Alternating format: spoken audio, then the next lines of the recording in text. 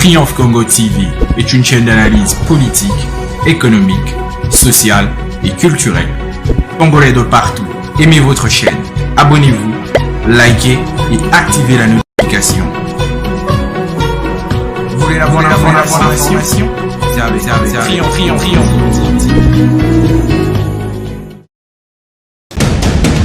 La République démocratique du Congo, c'est le plus grand pays d'Afrique centrale. Un territoire équivalent à plus de 4 fois celui de la France métropolitaine. Bienvenue, aimables téléspectateurs de Triomphe Congo Télévision, votre média en ligne. Nous sommes heureux de vous retrouver encore une fois aujourd'hui pour parler de la République démocratique du Congo où, comme vous le savez, dans quelques mois, nous aurons des élections, pas les moindres, les élections présidentielles, les élections au niveau national, provincial aussi. Donc, nous sommes obligés d'en parler pour en savoir un peu plus sur le processus électoral. Cette fois-là, nous avons ciblé des personnes clés, des personnes qui sont très connues dans le monde politique, avec qui nous pouvons échanger sur le processus électoral. Est-ce que les élections prochaines en République démocratique du Congo seront chaotiques? Est-ce qu'il y a espoir? Est-ce que les gens, il y a un engouement pour que les Congolais puissent espérer que demain ou après-demain, on puisse avoir des dirigeants dignes de foi, les dirigeants, les députés nationaux et provinciaux qui peuvent parler au nom du peuple? Alors, avant d'en arriver là, aimables téléspectateurs, je vous demande tout simplement deux choses. La première, c'est de vous abonner massivement sur votre chaîne Triomphe Congo Télévision. Cela va nous donner du poids et surtout du courage de continuer à produire des informations, à vous apporter la bonne information. Et de deux, je vous demanderai de liker et de partager toute cette vidéo que nous aurons à produire pour vous. Et c'est là, si vous likez, vous activez la cloche de notification, vous aurez à voir ou à recevoir tout ce que nous aurons à produire sur cette chaîne qui est un média en ligne. Nous sommes sur YouTube, nous sommes sur Twitter, nous sommes sur Instagram, nous sommes sur TikTok et nous sommes aussi sur WhatsApp avec plusieurs groupes. Alors sans plus tarder, je m'en vais recevoir pour vous, à votre honneur, Maître Mohamed qui est Yenga, qui est président fédéral du parti Envol, parti cher à l'honorable Denis Sessanga. Maître, bonjour. Bonjour, Monsieur Djouma. Qu'il me soit permis de saluer les honorables téléspectateurs de Triomphe TV. Merci surtout de l'honneur que vous nous faites en nous associant à cette pertinente émission pour parler République. Tout à fait, maître. Nous parlons République. Les processus électoraux, comment vous les trouvez depuis que ça a commencé? Parce que maintenant, on a lancé l'étape des présidentielles. Encore une fois, merci de l'invitation. En fait, le processus électoral a commencé depuis l'année 2022, mais également 2023, d'abord avec les opérations d'enrôlement qui ont été effectivement lancées par les répondants de la centrale électorale en la personne de M. Denis Kadima. Ce qui est évident est que ces opérations d'enrôlement étaient entourées de beaucoup d'irrégularités. On l'a constaté effectivement notamment dans le Kasaï, où lors d'un accident de circulation, on a tous vu, et même le président de la CENI avait tenu un point de presse, on a constaté que dans la DIP accidentée, il y avait notamment le matériel appartenant à la CENI et qui sont censés n'être détenus que par la centrale électorale, mais qui malheureusement était dans une DIP appartenant à un membre de l'Union dite sacrée. Donc, comme je l'ai dit, le processus a déjà commencé depuis l'année passée. Il y a effectivement des irrégularités, mais ça continue à avancer. Ça continue à avancer et vous vous lancez en vol et prêt pour se lancer dans ce processus? On vole effectivement de plein pied dans ces processus parce que il faut préciser que nous ne voulons pas tomber dans le piège de non-assistance à personnes en danger. Nous avons une population qui est victime de la mauvaise gouvernance du régime Tshisekedi dans tous les secteurs de la vie nationale. C'est vrai, comme je l'ai dit tantôt, que ce processus est entouré de beaucoup d'irrégularités.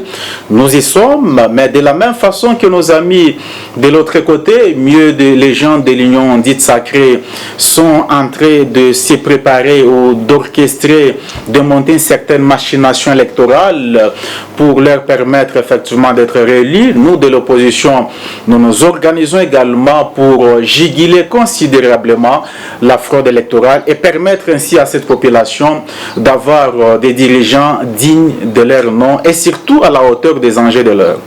Mais maître, vous dites cela, mais ne trouvez-vous pas que vous voulez accompagner un processus où la configuration même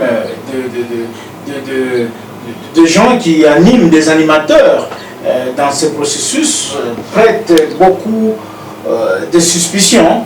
Il est vrai que nous avons affaire à une équipe de la CENI entièrement fasciste ou quasiment entièrement fasciste, sauf peut-être M. Denis Kadima, mais qui même sa neutralité est mise en cause parce qu'il y en a qui estiment que c'est un ancien membre de l'UDPS, mais les restes des membres sont vraiment de l'Union dite sacrée.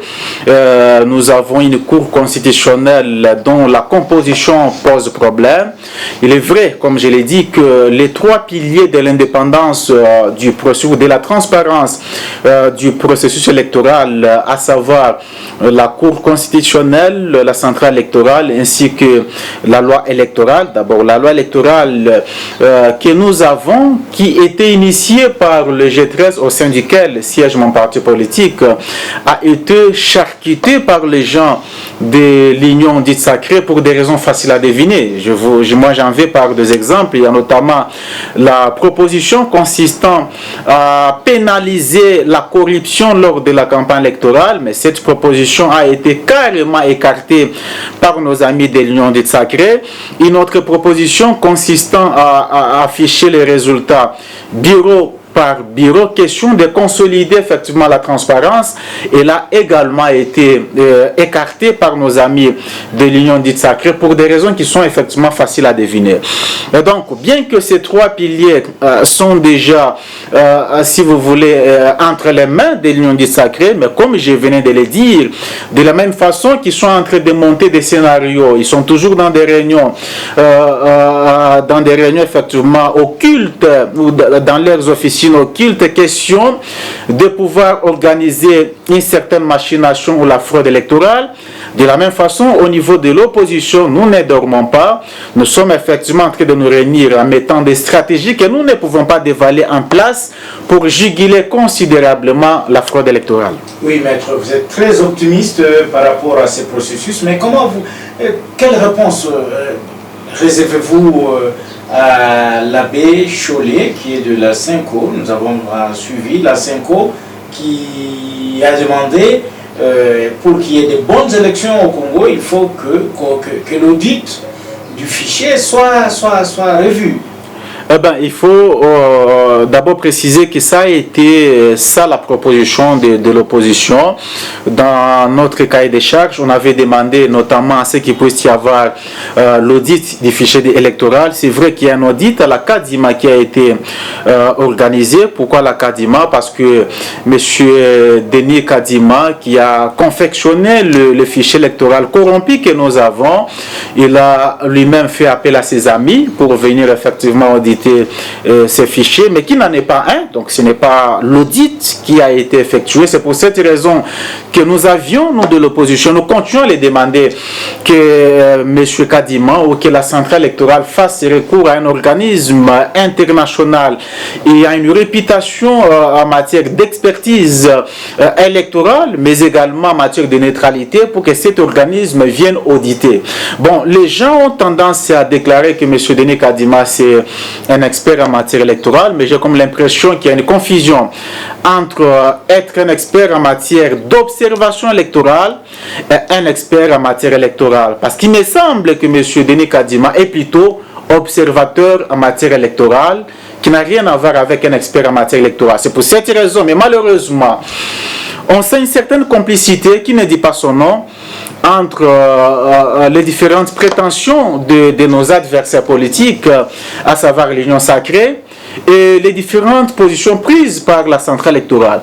À chaque fois que l'opposition émet des avis, des considérations ou des propositions, directement, il y a nos amis qui, ce qui est tout à fait légitime, qui émettent des avis contraires, mais malheureusement, la centrale électorale ne fait qu'épouser tous les avis émis par les gens de l'Union dite sacrée. On se demande, est-ce que c'est une simple coïncidence ou alors c'est une véritable complicité entre les membres ou les animateurs de la centrale électorale qui, comme je l'ai dit, est quasiment entièrement fasciste, ainsi que les gens de l'Union dite sacrée.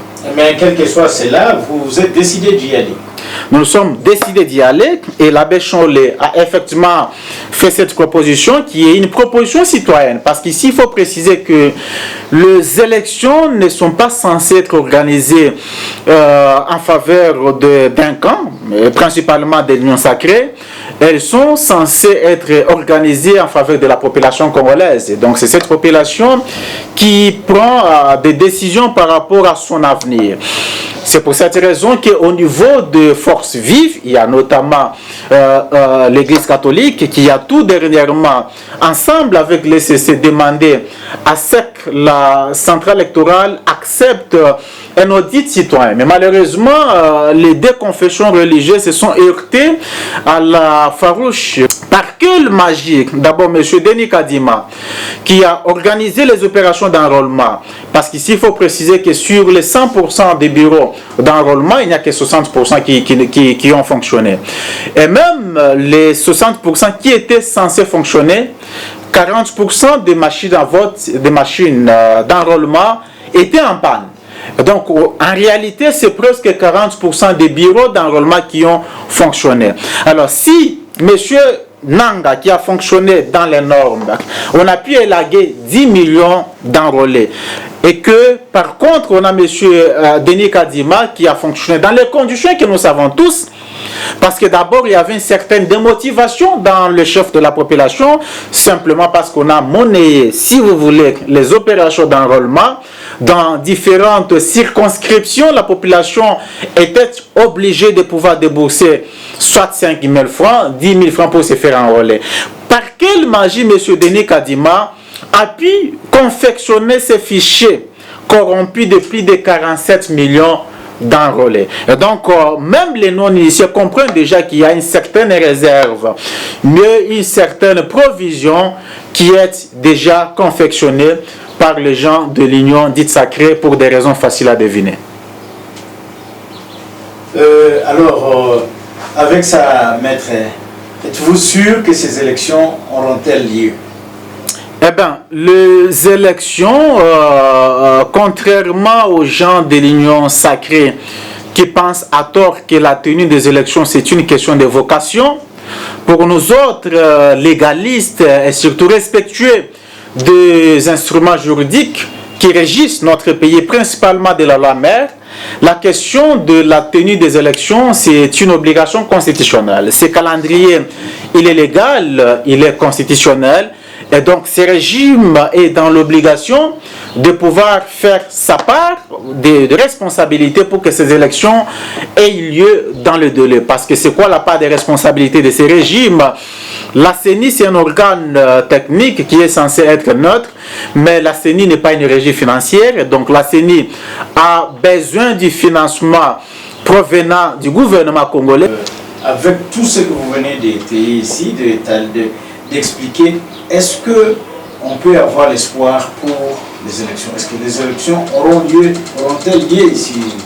Oui, la question de la tenue des élections, contrairement à ceux qui pensent que c'est une question de vocation, là je réponds directement à M. Mouyaya, qui a soutenu arbitrairement dernièrement que c'est une question de vocation.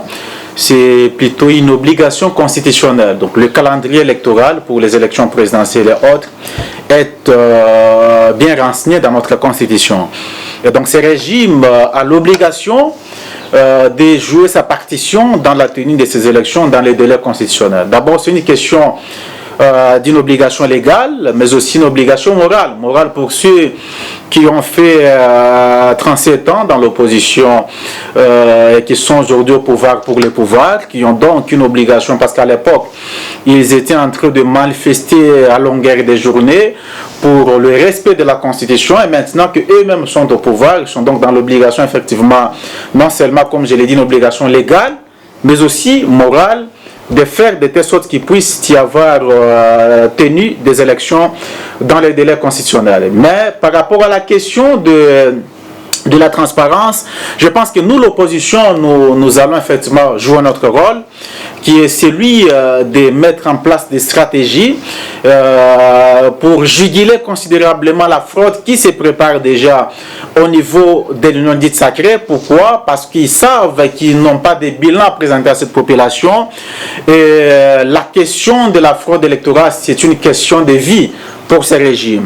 Et nous demandons aussi à la population d'être sérieusement mobilisée, parce que ces combats, il est aussi le leur. Il faudrait qu'ils puissent se mobiliser pour permettre justement, en complicité avec l'opposition, les stratégies qui sont en train d'être mises en place au niveau de l'opposition et qui seront le moment opportun d'évaluer à cette population pour que nous puissions effectivement pousser l'équipe de M. Denis Kadima à publier les résultats tels qu'exprimés véritablement par la population congolaise et non des résultats confectionnés dans les officines obscures, occultes de l'Union dite sacrée.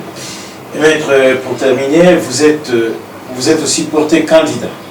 Je suis effectivement candidat au niveau de la députation nationale dans la circonscription de Lubumbashi. Un mot par rapport à cela? Un mot, je pense que pour ceux, à titre de rappel, le travail d'un député, c'est de légiférer et de contrôler l'action gouvernementale. Un député, c'est un avocat de la population. Il est là pour récolter les desiderata de la population et les soumettre à qui des droits. Je pense que tout en n'étant pas député, nous sommes pour le moment juste avocats, donc nous n'avons pas le mandat électif. Nous prenons les risques de défendre la cause de la population. Nous ne sommes pas nombreux de jeunes qui prennent les risques de décrier la mauvaise gouvernance de M. Tshisekedi et de ses coalisés. Si pendant que nous n'avons pas des immunités, nous n'avons pas de sécurité qui sont commises, commises pour effectivement assurer notre sécurité, ou des agents qui sont commis pour notre sécurité, nous prenons ces risques. À combien plus forte raison si aujourd'hui ou demain nous bénéficions de la confiance de nos compatriotes pour les représenter? Je pense qu'en ce moment-là, on pourra le représenter comme il se doit. Triomphe Congo TV est une chaîne d'analyse politique, économique, sociale et culturelle. Congolais de partout, aimez votre chaîne, abonnez-vous, likez et activez la notification. Vous voulez avoir l'information? Triomphe.